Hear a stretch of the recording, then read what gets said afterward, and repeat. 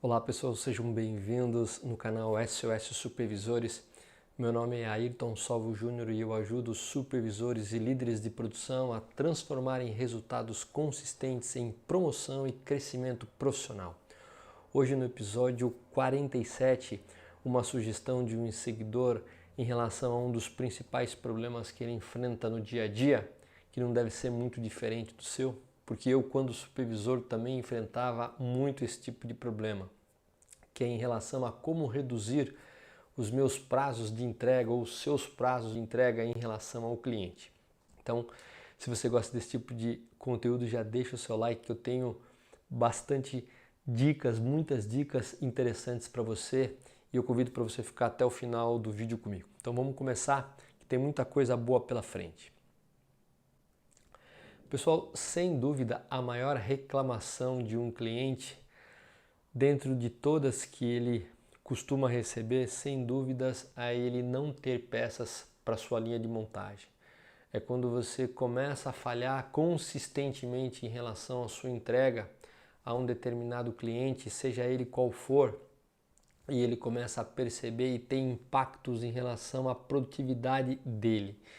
Então, se tem uma coisa que é extremamente crítica para o cliente, ainda muito mais séria, às vezes, que um problema de qualidade que também é seríssimo, é a falta de peça na linha de produção dele. Então, fique muito atento quando isso começar a se transformar em algo crônico, e antes que se transforme em algo crônico, eu vou te dar hoje uma série de dicas para que você possa minimizar o máximo possível esse tipo de problema. Então, realmente, um cliente aguardando peça na sua linha de produção realmente é muito crítico, como nós já falamos. Isso muitas vezes desencadeia o que hora extra, principalmente no final do mês, para que os pedidos acabem sendo lançados, acabem sendo produzidos em praticamente quase todos os finais de semana, nas últimas semanas do mês. Hora extra realmente é um desperdício, é uma drenagem enorme, né? E por que, basicamente?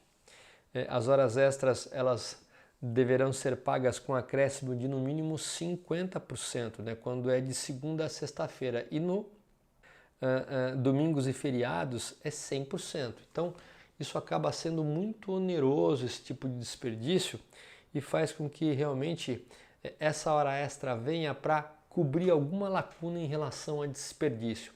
E aí, como hora extra é sempre uma ineficiência, a não ser que aumentou-se muito os pedidos de uma hora para outra, mas se você tem capacidade e não consegue manter a sua entrega, é um desperdício. Isso acaba gerando muitas vezes uma pressão extremamente grande em relação ao supervisor, até que os prazos de entrega sejam reestabelecidos. Então, pessoal, sem dúvida, né, não entregar peças ao cliente de uma maneira um pouco mais frequente é um problema sério e precisa ser resolvido. Precisa ser entendido quais são as principais causas que impactam nessa falta de entrega, nesse problema, e hoje aqui eu vou te revelar pelo menos 3 causas importantes para que você trabalhe forte na sua linha de produção. Então vamos lá, as principais causas. Então assim, quais são as razões, pessoal? Quais são as principais razões que acaba prejudicando a nossa entrega ao cliente? Então a primeira razão é o desconhecimento da capacidade da linha. Então quando a gente, juntamente com o PCP, a gente discorda ou a gente desconhece um pouco mais profundamente a capacidade da linha de produção, isso acaba dando uma divergência na hora de fazer o planejamento da fábrica e acaba realmente trazendo um transtorno muito grande. Eu vou te explicar por quê. Quais são as causas que muitas vezes acontece desse desconhecimento ou desse desalinhamento da capacidade da linha entre o PCP e a produção? Muitas vezes os tempos de ciclo das operações, na qual o PCP ele leva em consideração para planejar, ele está desatualizado.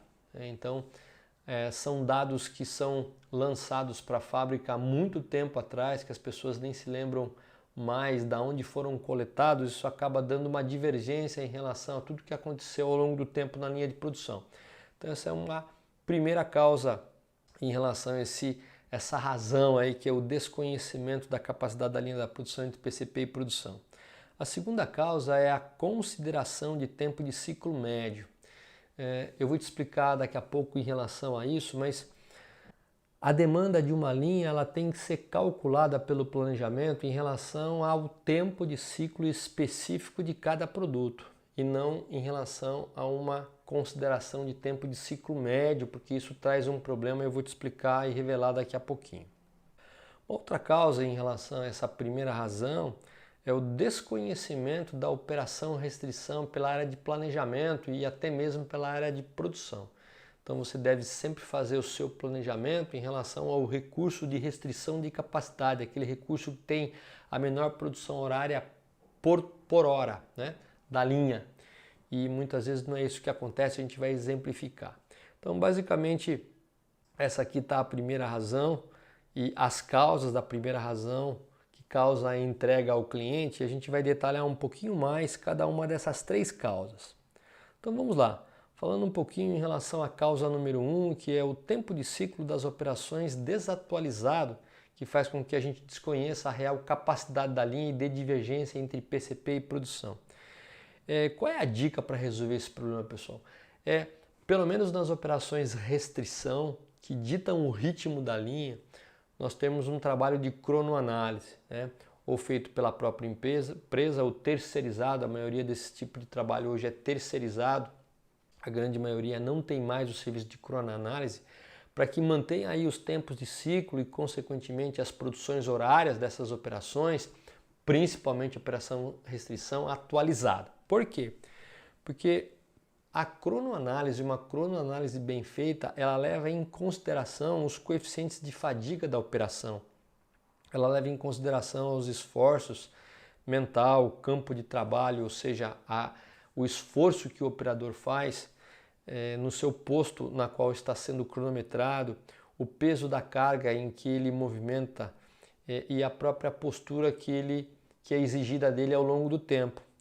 Isso é em relação ao esforço que tem uma participação na fadiga que é acrescentada do tempo de ciclo. Outras questões em relação ao coeficiente de fadiga é o ambiente, se o ambiente tem muito ruído, como que é o grau de iluminação, se é deficiente ou não, a temperatura na qual o operador é exposto, a monotonia do trabalho, se ele demora mais do que uma certa quantidade de tempo para realizar a sua tarefa, as necessidades pessoais que ele precisa, por exemplo, caminhar até o banheiro, qual é a distância daquela operação até o banheiro, tudo isso faz com que tenha-se cálculos de desconto em relação ao coeficiente de fadiga que é feito pela cronoanálise. E tudo isso ao longo do tempo, se você não atualiza, isso acaba ficando aí muito diferente em relação à realidade. E algumas vezes é cobrado um tempo de você mais ou menos que é diferente da realidade. Então tá aqui uma dica que você pode ter em função dessa primeira causa, que seria o quê? Quando você tem tempos de ciclo das operações desatualizado. Vamos mais uma causa que explica essa primeira razão, que é o desconhecimento da real capacidade da fábrica de produção.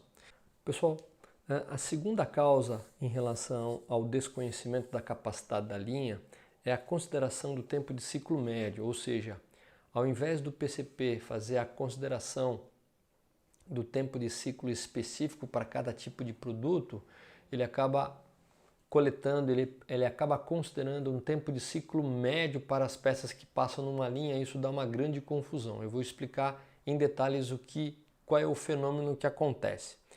Então eu tenho uma tabela na qual eu tenho 5 produtos.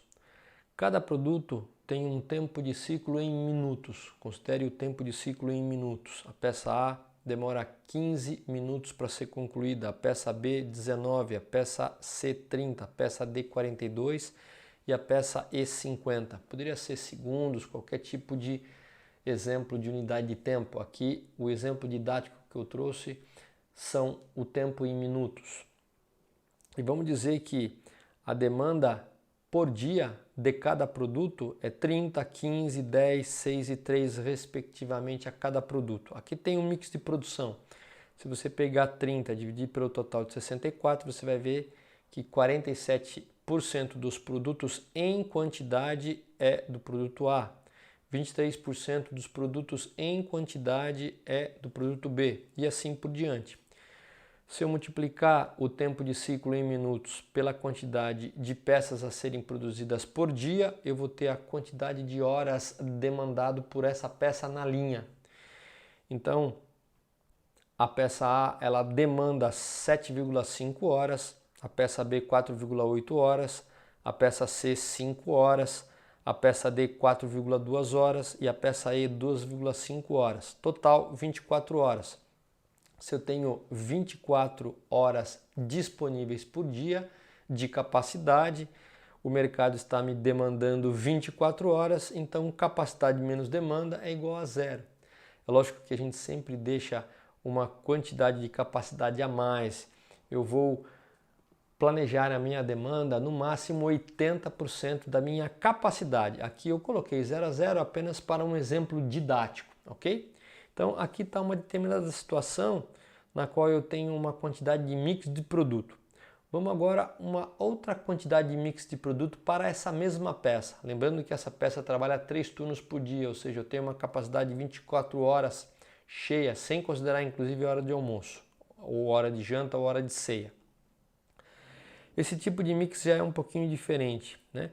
Os produtos são os mesmos, o tempo de ciclo em minutos são os mesmos e aqui a demanda já é diferente.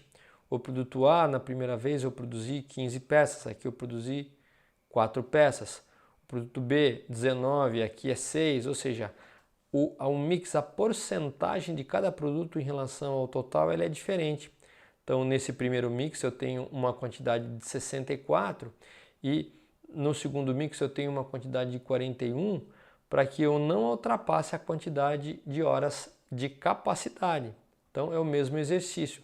Se eu pego o tempo de ciclo em minutos, multiplico pela sua quantidade, me dá a quantidade demandada em horas do produto A, a quantidade demandada em horas do produto B e assim por diante. Para esse tipo de mix, que leva em consideração um tempo de ciclo maior em algumas peças, eu só consigo produzir 41 peças. Contudo, a quantidade de horas ela é muito próxima da demanda da linha. Então, mais uma vez, se eu pego a minha capacidade e subtraio da demanda, eu vejo que eu tenho capacidade de produzir. Lembrando, é só um exemplo didático. Eu não planejo o total de capacidade da linha. Se a minha capacidade é 24 horas, eu vou planejar uma demanda de no máximo 80% dessa capacidade. Aqui é para um efeito didático. Então é assim que se deve calcular. É você pegar cada produto, o tempo de ciclo específico de cada um deles e em função da quantidade, saber quantas horas daquele produto demanda a linha. Então é assim que se faz. Agora, o que acontece muitas vezes é que o planejamento não faz dessa forma. Ele faz da seguinte forma. Aqui está a tabelinha que a gente acabou de ver e o que se faz é o seguinte, algumas vezes em algumas empresas, pega-se um tempo médio desses 5 produtos. Então se eu tenho um tempo de ciclo em minutos do produto A, B, C, D e E, qual é o ciclo médio? É 31,2 minutos.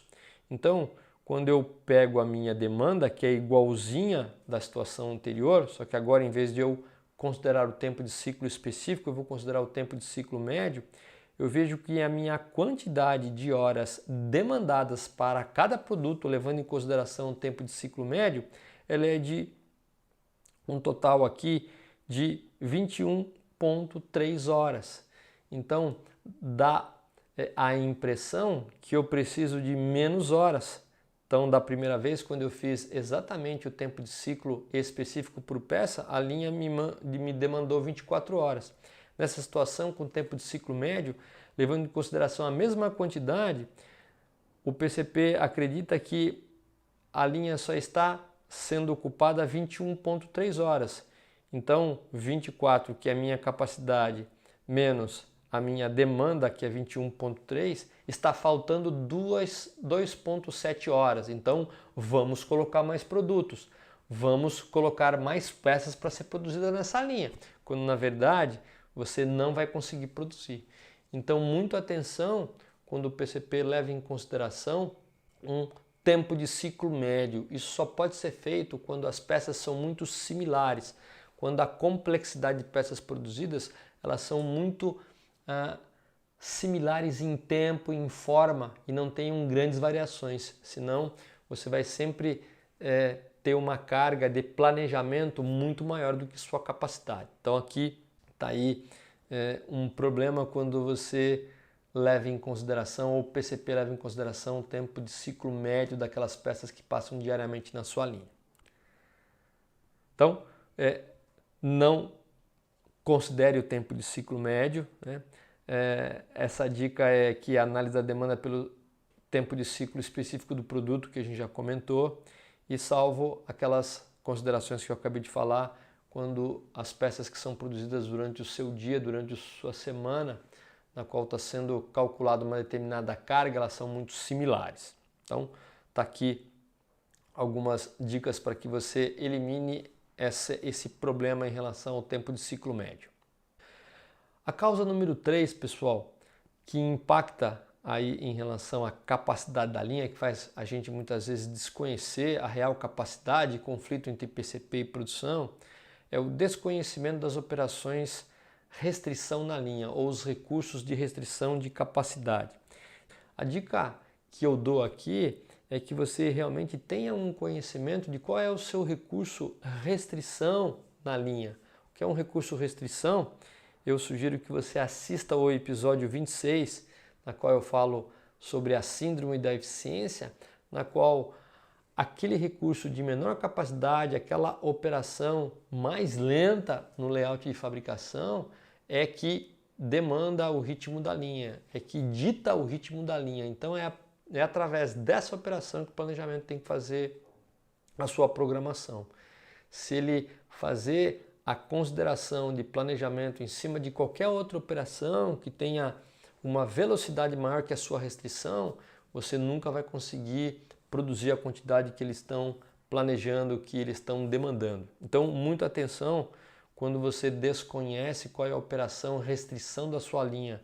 A gente chama de RRC, Recurso de Restrição de Capacidade. Então, eu sugiro que você assista em detalhes esse episódio 26 para que você saiba realmente o que é uma operação restrição e que você, alinhado com o planejamento, sempre planeje a sua linha em função da capacidade do seu recurso restritivo, ok? Qual é o exemplo disso? Qual é o exemplo do que acontece com uma linha de produção quando a gente desconsidera a restrição? Então aqui tem 4 operações nesse fluxo de produção numa determinada situação, onde a operação 1 eu tenho 500 peças por hora, a operação 2 300 peças por hora, a operação 3 400 peças por hora e a operação 4 300 peças por hora. Então, pessoal, qual que é o recurso com restrição de capacidade? É a operação 2, porque ela produz por hora uma quantidade menor em relação às suas demais. Agora, vamos ver como um sistema de produção normal funciona, o que geralmente o PCP faz. Se tem uma operação aqui que produz mais, ele acaba abrindo ordens, ele acaba programando a linha em função desse recurso. Só que o que acontece? Vamos pegar a primeira hora. A primeira operação fez 500 peças, a segunda só fez 300, porque a capacidade dela é só 300. Como passou 300, as operações 3 e 4 acabam fazendo simplesmente o que a operação 2 produziu, ok? Com isso dito, a primeira operação ficou com 200 peças que a gente chama de work in process. Ficou 200 peças retidas, ou seja, das 500, a operação seguinte, que é a restrição, produziu 300, ficou parado 200. Entre operações 2 e 3, nada, porque a operação 3 absorveu as 300 peças por hora, o mesmo entre a operação 3 e 4. Na segunda hora, a operação 1 produziu mais 500 peças, tendo uma produção acumulada de 1000 peças. Portanto, só passaram mais 300 peças, somando 600 peças. E assim por diante. O que aconteceu? Na segunda hora, mais 200 peças de work in process, ficando retida, ficando parada no processo. Entre as operações 2 e 3 e 3 e 4, continua a mesma fluência e nenhuma peça retida, porque elas têm mais capacidade em relação à restrição. Na terceira hora, a operação 1 produziu o que? Acumuladamente 500 peças, produziu mais 500 peças. A operação 2 manteve o ritmo de 300, a operação 3 e 4 a mesma coisa. Consequentemente, eu já tenho 600 peças de work in process entre a operação 1 e 2, onde está o meu gargalo. Ao final da oitava hora, a operação 1 produziu 4.000 peças, a operação restrição, que dita o ritmo da linha, produziu apenas 2.400 e, consequentemente, as demais operações. Isso fez com que a gente tivesse somente no primeiro turno um work in process de 1.600 peças entre a operação 1 e 2, quando na verdade só saíram 2.500 peças, de um total de 400 produzidas pela primeira operação. Então eu tenho aqui um WIP, que é um work in process de 1.600 peças, aproximadamente 5 horas,3 parada. Então quando eu programo a minha linha em função da capacidade maior e desconsidero a minha restrição, eu acabo gerando uma série de peças paradas no processo e faz um mal tremendo que eu vou explicar daqui a pouco como uma dica enorme para você se você quiser ter produtividade. Então é assim que acontece muitas vezes e faz com que você perca muito tempo. O PCP acaba programando ou jogando uma quantidade enorme de ordens no processo, quando na verdade a restrição produz muito menos. Então você precisa realmente conhecer a sua restrição para que o planejamento planeje o que é a capacidade diária da linha em função da restrição. Então está aqui uma dica para você. Então, paradas na produção, na operação restrição, que a gente acabou de falar, é uma outra dica. Quando você tem aí paradas nessa operação restrição, que no slide anterior nós demos uma explanação, e uma vez que ela dita o ritmo da linha, a gente acaba perdendo muita produtividade. É o que a gente chama de variação entre peças e dentro de uma hora. Então, dentro de uma hora você produz uma série de peças e entre essas peças você acaba tendo uma série de paradas. Existe um outro desperdício que nós vamos falar na semana que vem, que é a variação dentro do próprio ciclo de produção. Para você fazer uma peça você tem uma série de elementos e entre esses elementos também tem uma série de desperdício. Mas esse que nós estamos falando neste momento é aquele desperdício entre as peças dentro de um ciclo de uma hora. Então, quando você tem aí paradas de produção na operação restrição, você acaba realmente tendo uma razão muito forte para você ter atrasos em relação aí às suas entregas ao cliente. E quais são os tipos de parada que é extremamente maléfica na operação restrição, pessoal? São os 8 desperdícios que você já sabe, mas entre eles, quando essa operação restrição ele fica guardando matéria-prima, fica guardando operador, fica guardando ferramenta, fica guardando ordem de fabricação, fica guardando o operador no momento da refeição, na troca de turno, aguardando informações para ele poder executar a sua tarefa, ou ficar aguardando peças da operação anterior. Então todos esses tipos de desperdício na operação restrição ela é fatal e você nunca mais recupera. Quando isso acontece em outra operação que não é restrição, você pode até ter a possibilidade, como ela é mais veloz, de recuperar. Agora na operação restrição você nunca mais consegue recuperar. Então são aqueles 8 desperdícios que você tem que ficar realmente muito atento para que você não tenha esse tipo de parada e faça com que você realmente prejudique as suas entregas. Então, em relação a esse tipo de parada na restrição, a dica número 5 é o que? É a redução de desperdícios neste recurso, nessa restrição. Muito se aplica o Lean em determinadas operações que não são restrição e você acaba não ganhando nada, você acaba inclusive aumentando o seu desperdício, tirando, por exemplo, um desperdício na operação que não é restrição e deixando a que é restrição sem um recurso, sem um esforço para eliminar desperdício. Então, eliminar desperdício a gente faz principalmente na restrição com recurso de capacidade. Então, aqui está uma dica forte e no episódio número 2 a gente trabalhou detalhadamente como você reduz desperdício no seu recurso com restrição de capacidade. Então, dê uma olhadinha no episódio 2 que tem uma série de dicas no episódio que chama Como Explodir Sua Produtividade Rapidamente.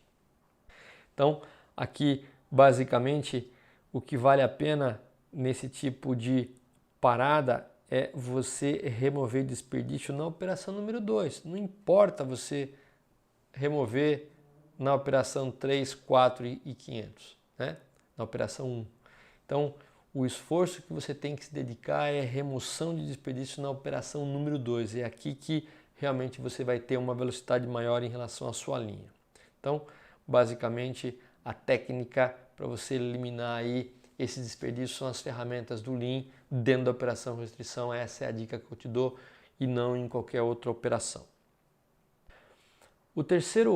A terceira grande razão para atrasar as entregas, pessoal, é o excesso de WIP nas operações de produção. Então, o que é o WIP? O WIP é o Work in Process, aquela quantidade de peças que fica parada entre uma operação e outra. E tem uma lei chamada Lei de Little, que quanto maior o WIP, maior é o lead time, ou seja, maior é o tempo que a peça vai cruzar desde a primeira operação até chegar no cliente ou até chegar no seu estoque antes de embarcar para o cliente. Então o excesso de WIP, pessoal, ele é muito prejudicial. E o que diz a Lei de Little?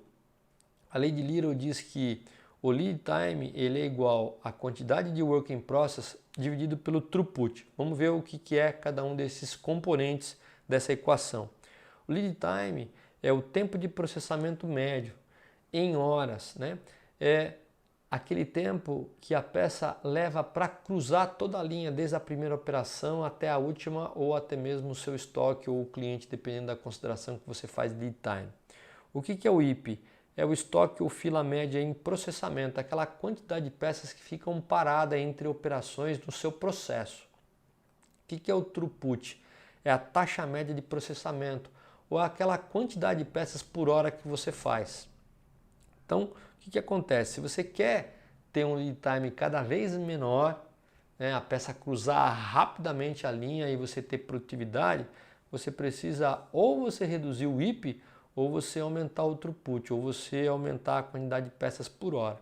Então eu vou dar um exemplo aqui para que você realmente saiba o que eu estou dizendo e como que você pode atuar nessa equação para que você realmente ganhe produtividade.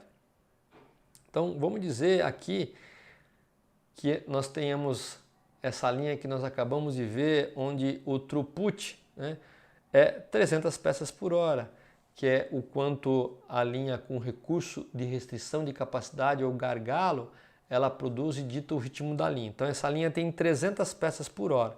Então qual que vai ser o lead time em função de uma certa quantidade de tempo? Pessoal, eu fiz aqui um gráfico onde a gente tem uma série de quantidade de work in process, a quantidade de fila, a quantidade de peças em processo, 200, 500, 600, 800 e assim por diante. Então vocês podem ver que por essa equação, quanto maior a quantidade de peças que eu tenho entre operações, maior é o meu lead time.